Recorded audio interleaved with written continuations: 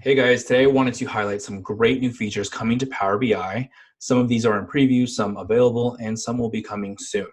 Some of my top favorite features that are coming is change detection for page refreshes. So what this is whenever you have continuous refreshes, it's inefficient to query that into your data source every time you do that refresh. Now you'll actually be able to have a lightweight query run in the background, which will only do the full refresh if a change has been detected. Another great feature coming is personalized visuals. So if you have end users who've wanted a more personalized view to gain some more personalized insights, you would have to probably build something new if they're not an editor. Now they will have access to be able to gain that personalized insight on their own. They can do things like change visualizations types.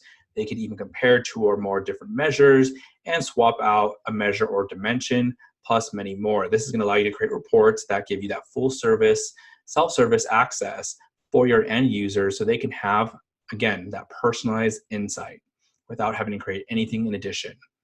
You'll also find some new Power BI apps to download. Top 3 that they have right now is a COVID-19 app, an Azure Cognitive Search app, and then a Power Platform Center of Excellence app, which is really great and I've used, and I think it's such a great addition into the Power BI apps. A few more things coming out is we have relative time filter, conditional formatting for totals and subtotals and tables and matrix, and then there are new visualizations in the latest desktop app.